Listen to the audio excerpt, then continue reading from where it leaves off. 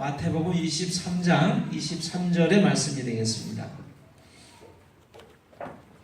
마태복음 23장 23절의 말씀.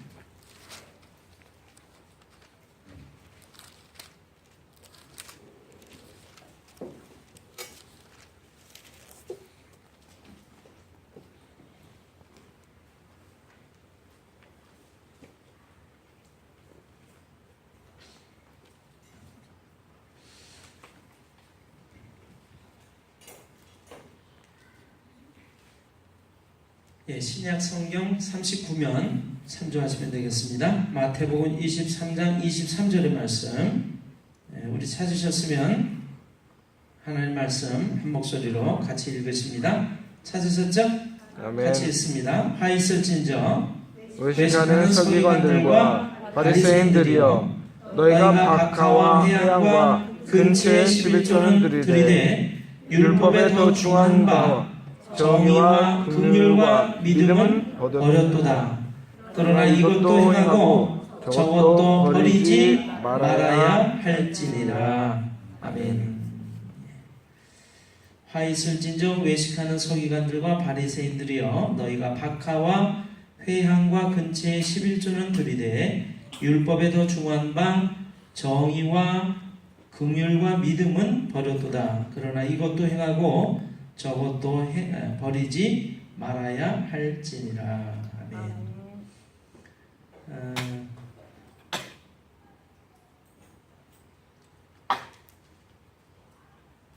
여러분 지금 마태복음 성경을 펴셨는데 마태복음 13장을 한번 열어주시면 좋겠어요.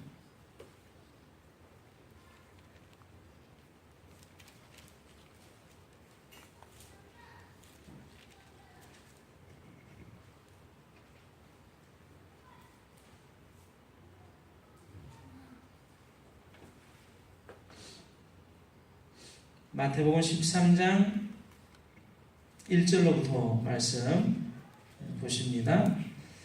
그날 예수께서 집에서 나가사 바닷가에 앉으심에 큰 무리가 그에게로 모여들거늘 예수께서 배에 올라가 앉으시고 온 무리는 해변에 서 있더니 예수께서 비유로 여러 가지를 그들에게 말씀하여 이르시되, 씨를 뿌리는 자가 뿌리러 나가서 뿌릴새 더러는 길가에 떨어지며 새들이 와서 먹어버렸고, 더러는 흙이 얕은 돌밭에 떨어지며 흙이 깊지 아니하므로 곧 싹이 나오나 해가 돋은 후에 타서 뿌리가 없음으로 말랐고, 더러는 가시떨기 위에 떨어지며 가시가 자라서 기운을 막았고, 더러는 좋은 땅에 떨어지며 어떤 것은 100배, 어떤 것은 60배, 어떤 것은 30배의 결실을 하였느니라. 귀 있는 자는 들으라 하시니라. 10절입니다.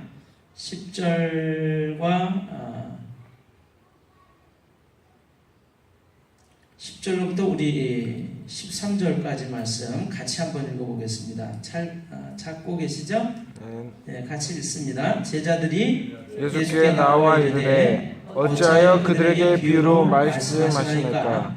대답하여 이르시되 천국의 비밀을 아는 것이 너희에게는 허락되었으나 그들에게는 아니 되었나니, 무릇 있는 자는 받아 넉넉하게 되되 없는 자는 그 있는 것도 빼앗기리라.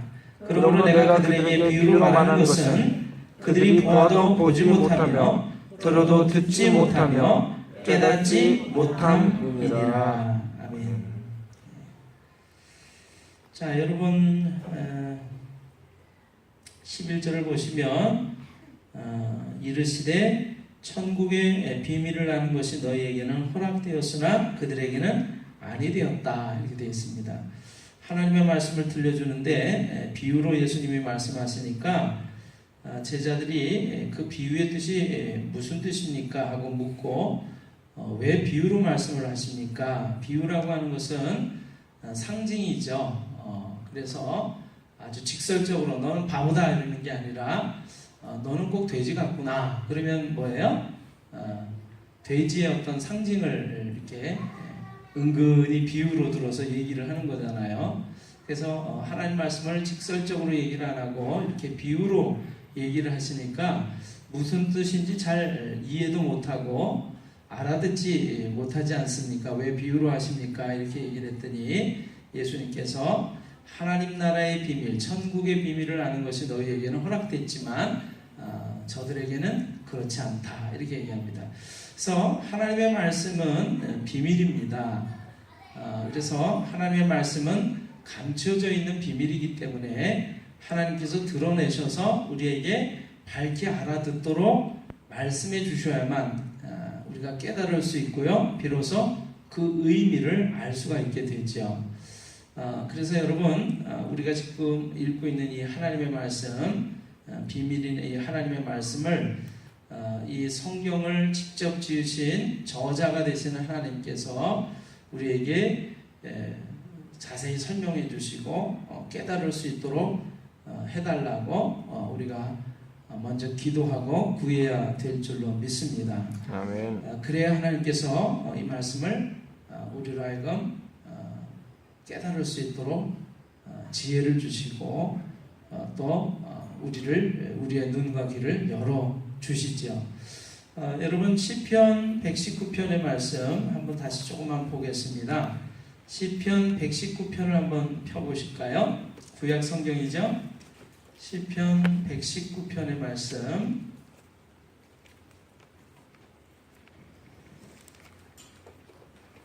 구약 성경책 890페이지 890면을 참조하시면 되겠습니다.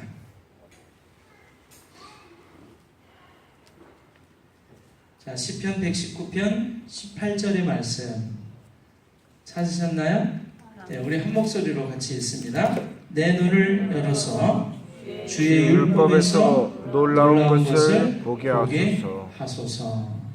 내 눈을 열어서 주의 율법에서 놀라운 것을 보게 하소서. 보기는 보아도 보지 못한다. 듣기는 들어도 듣지 못한다. 알지 못한다. 감춰져 있는 것이기 때문에 그렇습니다. 근데 하나님께서 우리의 눈을 열어주시면 이게 이런 뜻이구나 하고 하나님의 말씀에 감춰진 비밀을 알게 되는 거죠. 그래서 이 시편 기자는 이렇게 고백을 합니다. 하나님, 제 눈을 열어주셔서 주의 율법, 하나님의 말씀에서 놀라운 것들을 보게 해 주십시오. 이렇게 얘기를 합니다. 여러분 34절을 보세요. 뭐라고 되어 있죠? 나로 하여금 깨닫게 해 주십시오. 이렇게 되어 있습니다. 34절에는 나로 하여금 깨닫게 하여 주사 내가 주의 법을 준행하며 깨닫게 하여 주소서. 내가 주의 법을 준행하며 전심으로 지키리이다. 여기는 뭐라고 고백을 하고 있죠? 나로 하여금 깨닫게 하여 주소서. 하나님의 말씀을 깨닫게 하여 주소서. 그러면 내가 하나님의 말씀을 마음을 다해서 지키고 그리고 행하겠습니다. 준행하겠습니다. 이렇게 고백을 합니다. 여러분 오늘 받으신 주보를 좀 보실까요? 오늘 말씀은요, 어쩌면 여러분들이 여러 번 들어보셨던 말씀일 수도 있습니다. 사실 제가 반복해서 좀 이야기할 내용들이 좀 있습니다. 예화도 그렇고요. 먼저 좀 한번 여러분의 마음과 제 마음을 열어보는 의미로 이걸 좀 제가 설명을 좀 드립니다. 오빠, 아저씨, 할아버지 판별법이라고 하는 게 있어요.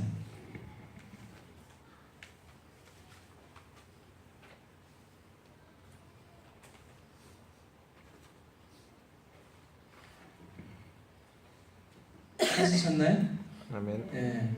주보를 다 보시죠. 배낭여행 가면 뭐죠? 오빠예요. 묻지마 관광을 가면 아저씨, 효도 관광을 가면 할배.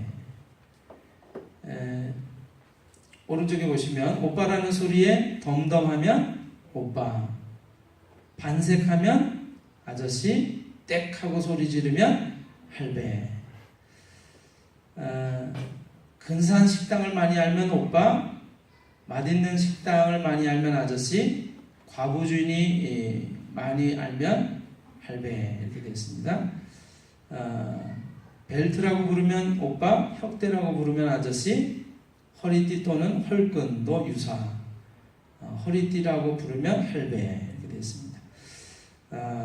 문제를 놓고 기도하면 오빠, 문제를 놓고 허둥대면 아저씨, 문제 없는 인생이면 할배. 문제 있으신가요? 문제를 놓고 기도하고 계세요? 그러면 오빠나 언니예요. 근데 문제를 놓고 허둥대면 아저씨나 아줌마. 근데 문제가 아예 없어요. 할아버지나 할머니, 할배나 할매. 자, 베리베리 스트로베리라고 아이스크림을 시키면 오빠, 딸기맛 주세요 그러면 아저씨고요. 아이스 깨끼 줘 그러면 할배예요.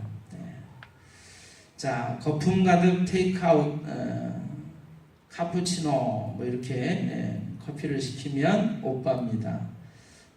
조용한 카페 아메리칸 스타일은 아저씨고요. 달짝지근한 다방 커피는 할배 이렇게 되어 있습니다. 오른쪽에 배가 홀쭉하면 여러분 좀 같이 좀 주거니 받거니 좀 해주셔야죠. 배가 홀쭉하면 배가 나오면 배가 처지면 자, 힘든 일을 했습니다. 하루 쉬면 쌩쌩합니다. 3일 쉬어도 온몸이 쑤십니다. 주님을 만날 수도 있습니다. 네. 제가 지난번에 우리 오후 예배 시간에 이 얘기를 조금 들려드렸었어요. 옛날에는요, 며칠 쉬면 좀 거뜬했고요. 또 더 젊을 때는 그냥 조금만 쉬어도 쌩쌩했는데 요즘은 온몸이 쑤시면서 야, 이러다 죽는 거 아니야? 뭐 이런 생각이 들 때도 있어요. 점점 할아버지 쪽으로 가까이 가는 것 같습니다.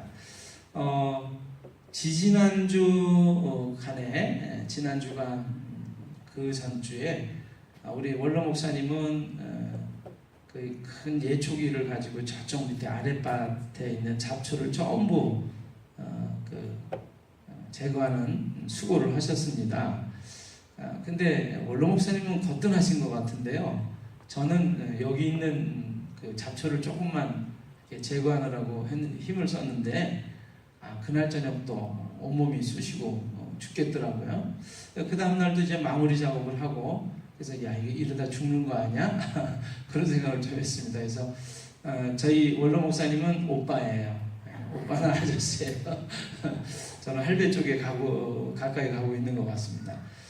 자, 그러다가 지난 주간에 이제 제가 담임 목사 피정이라고 좀 해놨는데 좀 휴식을 취하면서 묵상도 하고 좀 힐링을 하고자 하는 시간을 가졌습니다. 그래서 제가 이제 다 내려놓고 아무튼 가기까지는 막 무지무지 바쁘게 이것저것 또 하고 그러다가 이제 좀 쉬러 갔습니다. 우리 후배 목사 부부하고. 그래서 근데 좀 많은 휴식을 했어요. 휴식을 하고 이게 정말 쉬는 거구나 하는 생각을 했습니다. 근데 돌아오는 날부터 몸이 이제 아프기 시작을 하더니 돌아온 목요일 날 오후에는 많이 아프기 시작을 했어요. 그러더니 이제 금요일 날 오후에는 막 식은땀도 나고 제가 웬만해 가지고는 지금도 윗옷을 벗었잖아요. 그래서 지금 이제 많이 시원해졌는데도 덥다는 생각을 했었는데 제가 그날은 춥더라고요. 춥고 오한이 나고 몸이 막 쑤시고 그래서 아무튼 금요일 저녁부터 해서 토요일 오후까지 계속 아파서 알아 누웠습니다. 그래서 제가 왜 이렇게 아픈 걸까 하고 생각을 해봤어요. 휴식을 하고 왔는데 아픈 것은 왜일까?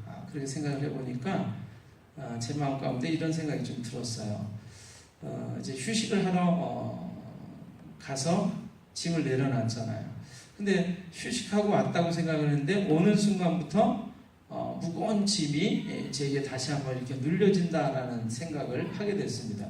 그걸 제가 생각지 못했는데 사실 휴식하는 중간에도 여러 번 전화들이 왔어요. 그 중에 한 전화는요, 저희 아래 황토주택에 이제 사는 아저씨가 그 잔디 깎는 기계를 빌려달라고 그랬습니다.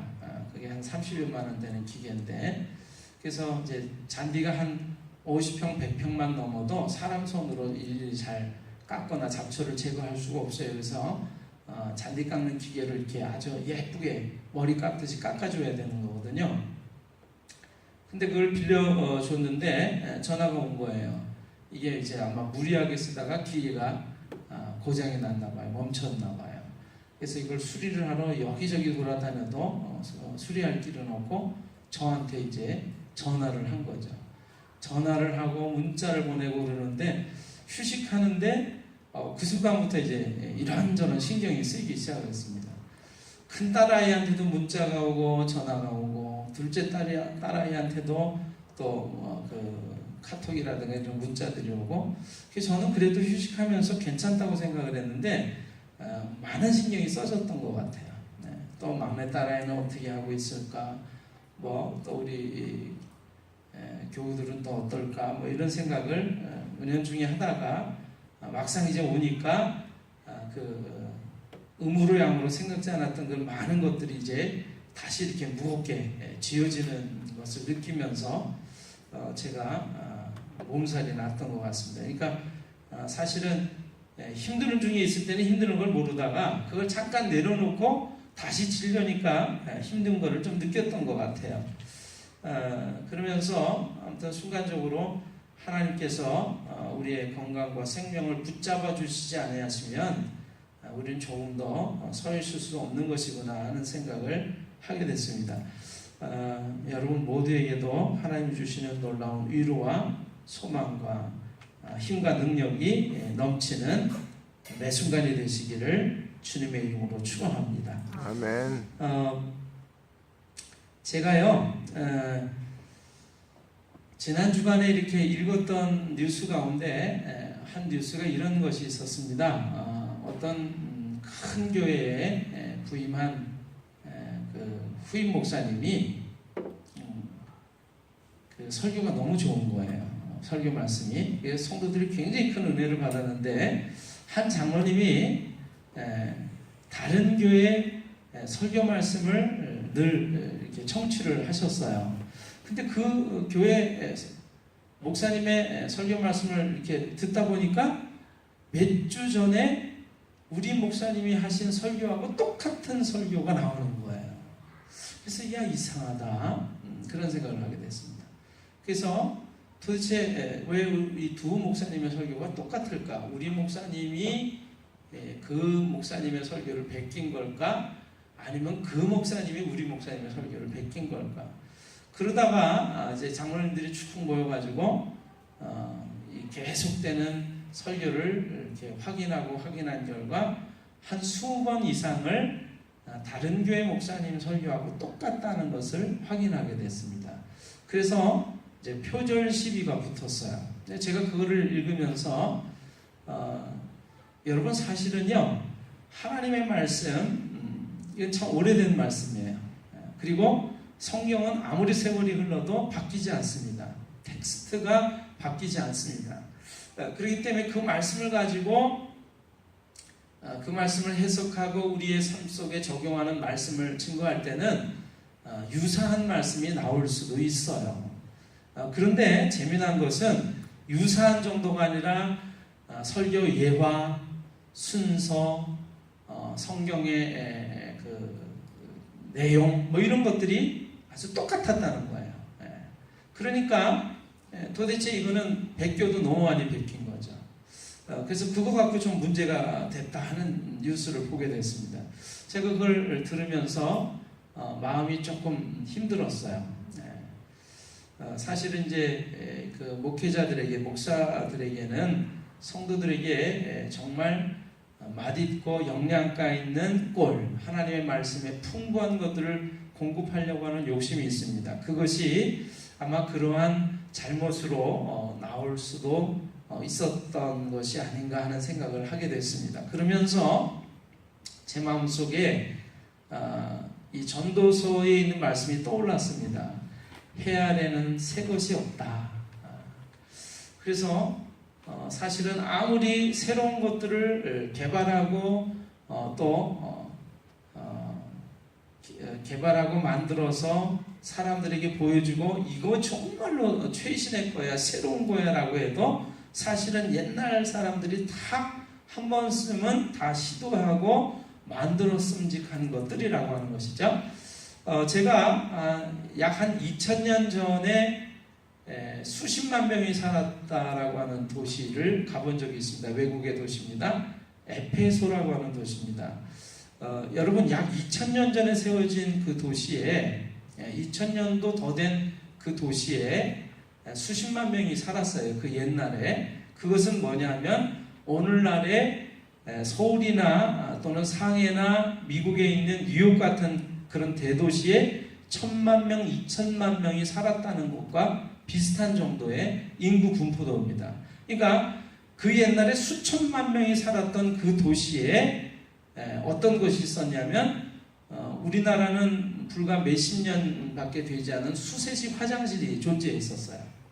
그러니까 새 것이 없어요. 우리는 이거 물만 내리면 샥 하고 모든 배설물이 깨끗하게 씻겨져 나가 최신의 양변기야 그러면서 자랑을 해도 이미 그 옛날에 2000년도 더 된 옛날에 옛날 사람들이 사용했던 거라는 거예요.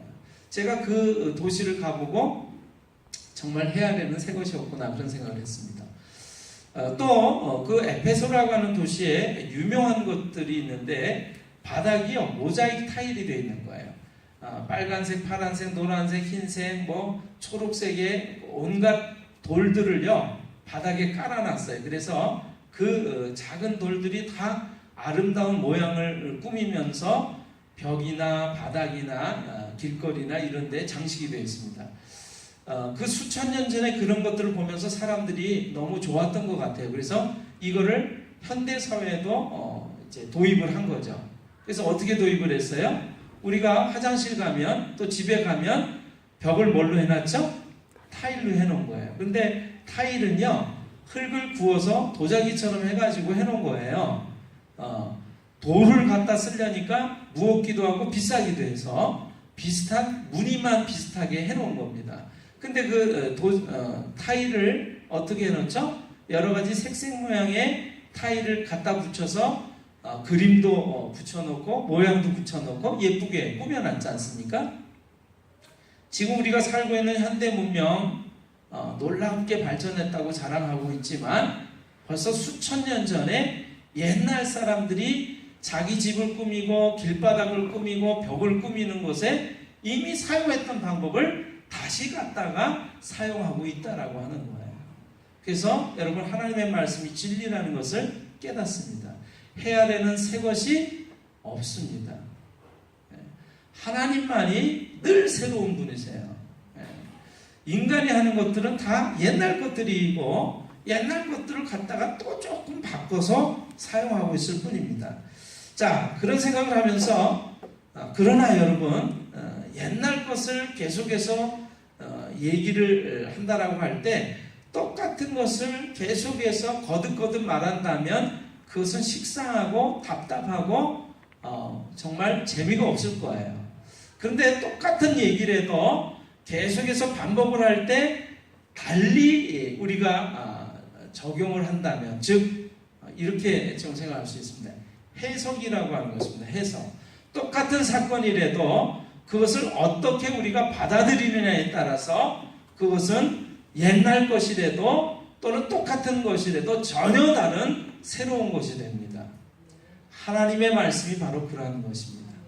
하나님의 말씀은 너무나 오래된 말씀이지만 그 오래된 말씀을 우리가 오늘에 우리가 다시 들을 때 그 말씀에 담겨진 진정한 의미를 다시금 생각하고 깨닫는다면 그 말씀은 옛 말씀이 아니라 오늘 나에게 들려지는 새로운 말씀으로 놀라운 말씀으로 들려지는 것을 여러분 믿으시기를 바랍니다. 아멘. 자, 그래서 옛날 얘기를 조금 하나 하겠습니다. 미국에 있는 뉴욕이라고 하는 대도시를 가면요 국제공항이 2개가 있습니다. 요즘 3개가 됐다, 4개가 됐다 그런 얘기가 있는데, 자, 제가 기억하는 뉴욕에 있는 국제공항은 2개입니다. 우리나라는 서울 쪽, 인천 쪽에 국제공항이 2개가 있습니다. 하나가 뭔지 아세요? 김포 국제공항. 또 하나는요? 여러분 답을 해주셔야 돼요. 틀려도 좋은데. 뭐라고요? 인천공항. 인천국제공항. 어떻게 이렇게 잘 아세요? 자, 인천국제공항, 김포국제공항이 있습니다. 처음에는 김포국제공항에서 비행기를 다 국제선을 탔습니다. 그러다가 이게 좁아지니까 영종도를 개발해서 그래서 그 영종도라는 섬과 인천하고를 연결을 하면서 다리를 놨죠. 그래서 거기 이제 큰 공항을 지었습니다. 그리고 이름을 인천공항이라고 했어요. 자, 국제공항이 그래서 우리나라 서울 쪽에 가면 2개가 있습니다.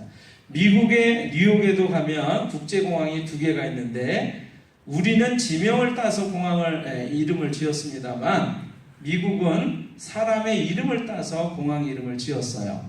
그래서 대통령 이름 중에 존 F 케네디라고 하는 분이 굉장히 유명한 분입니다. 그래서 존 F 케네디 이름을 따서 존 F 케네디 공항이라고 하는 걸 하나 만들었고요. 또 하나 라과다이 공항이라고 하는 것을 또 만들었어요. 자, 라과다이 공항은요, 라과다이라고 하는 뉴욕의 시장도 지냈고 법원의 판사였던 분의 이름을 따서 지은 공항입니다. 이 라과다이 판사는 굉장히 유명한 분인데 어떻게 유명하냐면요, 어느 날 이분이 여러 가지 이유로 인해서 너무나 가난하고 또 어려워서 내야 될 공과금을 제대로 못 내서 벌금을 내게 된 노인을 재판을 하게 됐습니다. 10몇 불을 이분이 연체를 했어요. 우리 돈으로 따지면 한 15,000원 정도 됩니다. 15,000원을 안 냈기 때문에 이제 거기에 따라서 재판 결과에 따라서 벌금을 더 부과하고 또는 징역을 살 수도 있어요. 감옥에 갈 수도 있어요. 그런데 이 라과다이 판사가 재판을 하면서 얘기합니다. 이 노인이 내야 될 세금이나 벌금을 제대로 내지 않아서 오늘 이 재판을 받게 된 것은 정당한 것입니다. 그러나 원인을 살펴보면 이 가난한 노인이 제대로 벌금을 낼 수 없도록 우리 주변에 있는 사람들이 돕지 못했다라고 하는 잘못이 있는 것을 그냥 간과할 수가 없습니다. 그래서 이분은 반드시 세금을 내야 되고 벌금을 내야 되지만 이분이 제대로 의무를 이행하도록 하지 못한 우리 모두의 책임을 우리가 함께 져야 되겠습니다. 그래서 벌금을 부과를 하는데 여기 있는 사람들도 다 거기에 따른 이 노인에 대한 의무를 함께 하지 못했다는 것 때문에 벌금에 동참을 해주시길 바랍니다. 이래가지고 모자를 돌립니다. 그리고 먼저 이 라과다이 판사가 자신이 책임을 지고 몇십 불을 그 모자에다 집어넣어요. 그 재판에 참석했던 많은 사람들이 이 라과다이 판사의 판결을 보면서 그 판결도 너무나 명판결이지만 그렇게 대처를 하는 걸 보면서 감동을 받아서 십시일반 조금씩 돈을 내기 시작을 합니다. 그래가지고 결국에 한 100몇십 불 되는 돈이 모여져요. 그래서 벌금을 내고도 남은 돈이 제법 되죠. 그래서 그 가난한 노인에게 이 라과다이 판사가 그 남은 돈을 주면서 이제 벌금은 다 내게 됐고 또 노인은 이 남은 돈으로 열심히 사셔서 또 시민으로서의 의무와 모든 모습을 제대로 이행하시기를 바랍니다. 이렇게 판결을 내리죠. 자, 이 멋진 판결이 사람들에게 알려지고 이 라과다이 판사는 공의로운 것, 정의로운 것도 이렇게 이루어가면서 또 사랑도 베푸는 멋진 사람으로 사람들에게 추앙을 받습니다. 그래서 뉴욕의 시장까지 이제 당선이 되게 되죠. 나중에 그 비행기 사고로 안타깝게 목숨을 잃습니다만, 자, 그래서 이분의 이름을 따서 라과다이 공항이 만들어지게 되는 것입니다. 자, 여러분, 오늘 본문의 말씀을 가지고 은혜를 나누기를 원하는데, 자, 예수님께서 어느 날 바리새인들, 서기관들, 율법학자들에게 말씀을 하십니다. 너희가 박하와 회향과 근체에 11조는 드리되. 여러분, 하나님께 11조를 드리는 것은 하나님께서 우리의 사랑과 우리의 의무를 확인하는 측면에서 기뻐하시는 것이고 또 우리가 마땅히 행할 도리입니다. 그런데 서기관과 바리새인과 율법학자들은요, 그 11조에 더한 11조를 드렸어요. 이 박하나 회향이나 근체라고 하는 건 채소 종류 또 양념 종류예요. 음식을 만들 때 들어가는 양념입니다. 후춧가루라든가 고춧가루라든가 또 멸치가루라든가 이런 정도의 양념들을 얘기를 해요. 또 박하와 회향과 근체는 이걸 가지고 중요한 것들을 또 하나 만드는데 하나님께 불살라 드리는 향을 만드는 재료이기도 합니다. 그러니까 향은 어때요? 우리가 냄새 맡을 때 참 좋은 것이거든요. 하나님께 드리는 이 향은요, 정말 귀한 것들을 구별해서 드리는 것인데 그러한 재료로 사용되는 것이 박하와 회향과 근체이기도 했습니다. 그런데 이 서기관과 바리새인과 율법학자들은 하나님께 드리는 이 11조의 의무를 행하면서 더 완전하게 완벽하게 행하려고 자신들이 쓰는 음식의 양념까지도 10의 1을 띄어가지고 고춧가루도 10의 1의 줌을 띄어다가 한 줌씩 두 줌씩 띄어다가 모아놓는 거예요. 그래서 하나님께 드렸습니다. 그러니까 이 사람들은 얼마나 자랑스럽겠어요. 사람들 앞에서 우리는 하나님께 이렇게 하고 살아 라고 하는 것이 큰 자랑거리였습니다. 그러니까 그 모습을 예수님께서 보시면서 이제 말씀을 하시죠. 여러분 성경을 한번 다시 좀 펴보시면 좋겠습니다. 마태복음 23장 23절입니다.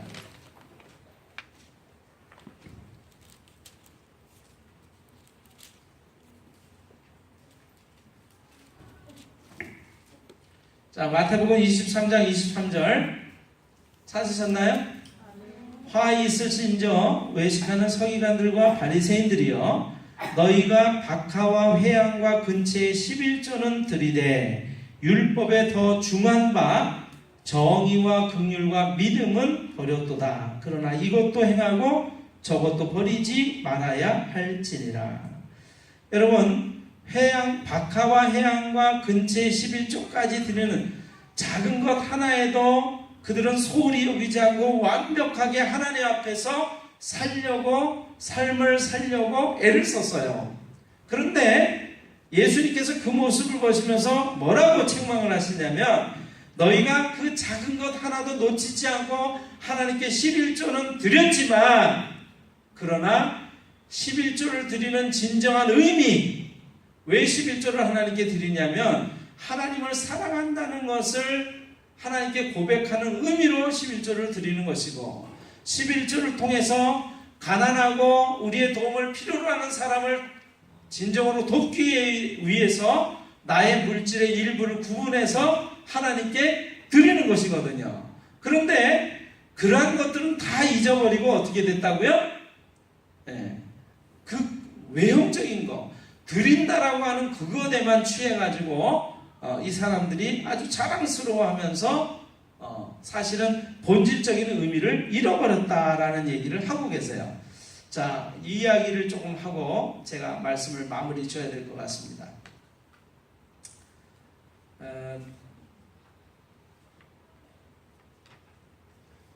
이게 지금 러시아에서 있었던 사건인데요. 이 러시아의 상테페테부르크라고 하는 그런 도시가 있습니다.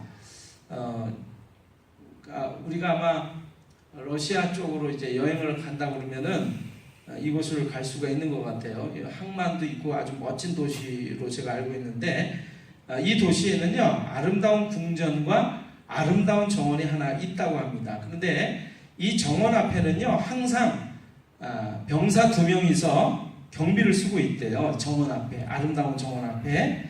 그런데 외지에서 부임한 이 궁전의 경호대장이 그 모습을 보고는요 그 병사 중에 한 병사에게 물었습니다. 왜 병사들이 항상 정원에 서 있는 것인가? 이렇게 물었습니다. 그랬더니 이 병사가 대답을 했어요. 저도 모릅니다. 그냥 옛날부터 그래왔습니다. 이 경호대장이 궁전에 있는 모든 병사들에게 같은 질문을 해봤지만 아무도 아는 사람이 없었대요. 그래서 결국에 궁금해진 이 대장이 말이죠. 그 이유를 알기 위해서 마을까지 다 뒤졌고요. 마침내 한 노인을 만나서 그 이유를 들을 수가 있었습니다. 이 노인이 이렇게 얘기를 했습니다. 내가 우리 아버지한테 들은 바로는요. 새로 칠을 한 의자에 사람들이 앉는 것을 막기 위해서 병사들이 서서 지켰다라고 합니다. 아버지 말로는 그 일도 엄청 오래됐다라고 말씀을 하셨지요. 이 경호대장이 궁전으로 돌아와서 문서를 조사해 보니까 노인의 말대로 정말로 이 경비를 쓰는 병사 2명이 새로 칠한 의자에 사람들이 앉지 못하게 하기 위해서 그 앉아가지고 옷에 칠이 묻지 않도록 하기 위해서 그걸 보호하기 위해서 그런 명령이 주어졌다는 것을 알게 됐습니다. 근데 더 놀라운 것은요. 그 경비를 서기 시작한 것이 약 200년 전의 일이었다는 거예요. 자, 여러분 뭐죠? 경비를 왜 쓰는 거죠? 사람들이 새로 칠한 의자에 그 칠이 옷에 묻지 않도록 보호하기 위해서 경비를 쓰게 됐는데 이제 그 의자도 없어졌어요. 칠도 다 말라버렸어요. 근데 200년이 지나도록 이제 왜 경비를 서게 됐는지는 잊어버리고 사람들이 경비만을 계속 쓰고 있는 거예요. 11조를 왜 드리는가? 그래서 하나님께서 11조를 통해서 하나님께 대한 진정한 사랑을 확인하고 싶으셨고 그걸 통해서 많은 하나님에게 사랑을 고백하는 이들에게 하나님이 축복을 주기를 원하시고 사랑을 베풀기를 원하시고 또 많은 가난한 사람들에게 그 물질들이 골고루 공평하게 나눠지면서 서로 사랑하게 하기 위해서 11조를 하라고 하신 것인데 이 서기관들과 바리새인들과 율법학자들은 11조 하는 것만을 자랑스럽게 여기면서 사람들 앞에서 자신의 공로로 자신의 업적으로 자랑하게 됐다라고 하는 것입니다. 그래서 예수님이 그 모습을 보시면서 율법에 더 중요한 것이 있다. 하나님의 말씀이 우리에게 주어진 더 중요한 것이 있다. 그게 뭐냐면 의와 지금 이제 우리 그 성경을 봐야 되겠네요. 제가 옛날 그 개혁판으로 하고 있어서 여기 뭐라고 되어 있냐면 정의와 긍휼과 믿음 그랬습니다. 의와 인과 신이라고 얘기를 하는데 자 의로운 것이 뭐예요? 옳은 거예요. 옳은 것. 그 다음에 옳은 것은 하나님이 기뻐하시는 옳은 것입니다. 사람들이 좋아하고 옳다라고 인정하는 게 아니라 하나님이 옳다라고 하는 것. 그게 바로 정의입니다. 정의. 그 다음에 긍휼은 뭐예요? 사랑입니다. 남을 불쌍히 여기는 마음. 자비죠. 사랑, 긍휼, 자비. 그 다음에 마지막이 뭐예요? 하나님께 대한 믿음. 11조의 진정한 의미는 사실은 바른 것들을 세우기 위한 것이고 사랑을 베풀기 위한 것이고 하나님께 대한 믿음을 고백하기 위한 것으로 주어진 것인데 사람들은 잊어버리고 뭐예요? 11조 하는 것만을 아주 자랑스러워하면서 사람들에게 내세우게 됐다 그런 것이죠. 그게 대표적인 사람이 바리새인과 서기관들과 율법학자들이라는 얘기예요. 여러분 이것을 오늘날 우리에게 적용한다면 어떻게 될까요? 우리는 오늘 예배를 드리는 것을 사람들 앞에서 자랑스러워할 수 있습니다. 쉬지 않고 기도한다는 것을 자랑스러워할 수 있습니다. 성경을 읽는다는 것에 대해서 자랑할 수 있습니다. 그리고 나는 하나님께 예배드리면서 11조를 드립니다. 감사의 물을 드립니다라는 것을 아주 자랑스러워할 수 있습니다. 그러나 하나님이 정말로 원하는 것은 뭐죠? 그 일을 행하는 진정한 목적이 무엇이냐? 하나님께 대한 사랑을 고백하고 있는 것이냐? 다른 사람들에게 그러한 우리의 물질을 나누고 마음을 나누고 사랑을 나누기 위해서 하고 있는 것이냐? 또는 바른 것들을 세우기 위해서 한쪽 편에만 너무나 물질들이 편중되지 않고 그러한 것들이 골고루 나눠지는 것이 하나님의 뜻이에요. 하나님의 정의예요. 그런 점에서 정의와 자비와 그 다음에 믿음을 우리가 중요하게 여기고 있는 것이냐. 여러분 오늘 생각해 보시기를 바랍니다. 내가 하나님께 행하고 있는 이 모습에는 하나님께 진정한 의미로 내 마음이 담겨있고 내 믿음이 담겨있고 내 사랑이 담겨있는가, 이것을 한번 생각해 보시기를 바라요. 그런 것이 없이 아무 생각 없이 맹목적으로 우리가 드린다면 더 중요한 것들은 내버리고 껍데기만 경비만 쓰고 있는 모습과 다를 바가 없다라고 하는 것이죠. 여러분 그래서 이 하나님의 말씀, 어떤 때는 우리가 너무나 평범하고 동일한 얘기 같지만 그러나 이 말씀들을 우리에게 깨닫게 해주시고 새롭게 보여주시면 이것은 놀라운 것으로 우리에게 깨달아지는 것이라는 것을 믿습니다. 아멘. 자, 오늘 말씀은 이제 끝인데요. 여러분에게 옛날에 들려드렸던 예화를 마지막으로 들려드리겠습니다. 어떤 목사님이 새로 부임을 했습니다. 말씀이 너무나 좋았어요. 사람들이 이번에 우리가 모셔온 목사님은 새로 모셔온 목사님은 너무너무 잘 모셔왔어 하고 다 자랑스러워하고 기뻐하고 즐거워했습니다. 근데 놀라운 것은 그 다음 주가 됐는데 지난주 한 설교를 똑같이 하는 거예요. 이 목사님. 그래서 한 주는 목사님이 좀 깜빡할 수도 있었나 보다. 그래서 옛 설교를 또 한번 반복하셨나 보다 하고 생각을 했어요. 근데 그 다음 주도 계속해서 동일한 설교를 계속하는 겁니다. 사람들이 얘기를 했어요. 목사님은 언제 새로운 설교를 하실 것입니까? 그랬더니 이 목사님이 얘기를 하셨어요. 전 여러분들이 들은 그 하나님의 말씀을 삶의 실천에서 그 말씀대로 살아가기 시작할 때 다른 새로운 설교를 할 것입니다. 여러분, 저는 오늘 여러분에게 이런 말씀 드리고 싶어요. 말씀을 얼마나 새로운 것을 듣느냐가 중요한 것이 아니라 들은 그 말씀대로 우리가 살아가는 것이 더 중요한 것이다 라고 하는 것이죠. 믿으시나요? 아멘. 하나님이 기뻐하시는 진정한 그 의의를 깨닫고 우리가 실천하고 살아갈 때 하나님은 우리에게 충성되고 신실한 종아 잘했구나 라고 칭찬하실 줄로 믿습니다. 아멘. 그 칭찬을 듣는 여러분과 제가 되시기를 주님의 이름으로 축원합니다. 아멘. 기도하겠습니다.